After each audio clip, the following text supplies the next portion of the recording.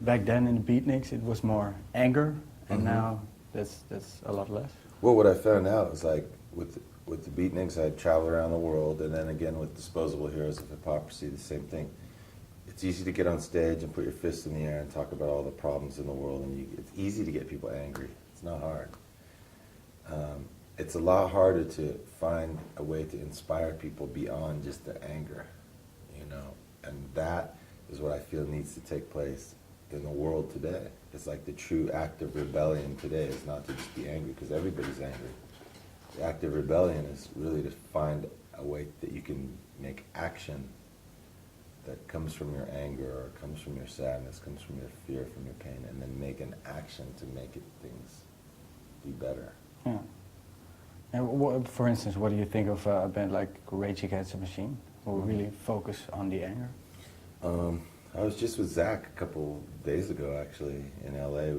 We were both playing at this Bob Dylan tribute thing, you know. And I think it's really good to tap into that anger. I think it's really important, but I also think it's important to find ways to move beyond it, you know. And but first you have to acknowledge it, and I think that they're really great at that part of it, you know. And I know that they've inspired a lot of people to look beyond just themselves, and so I think they've done really great work. Okay. Well, before we talk about the new album, your movie, I Know I'm Not Alone, was got a lot of attention. For you personally, what's the main thing you learned from your experience? The main thing I learned about my experience of being in Iraq and in Israel and Palestine is to not judge other people. You think that just because somebody is a U.S. soldier and they're carrying an M16 and they're going around,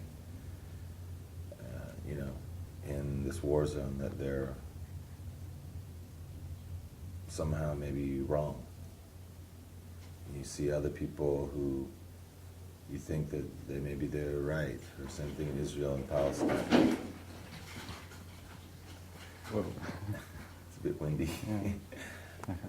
Same thing in Israel and Palestine. People are always asked, you know, to take a side. Whose side are you on, you know? But what I've learned is that it's possible to be on the side of the peacemakers. You don't have to choose sides. You're not on the side of Americans, Iraqis, Israelis, or Palestinians. You can be on the side of peace.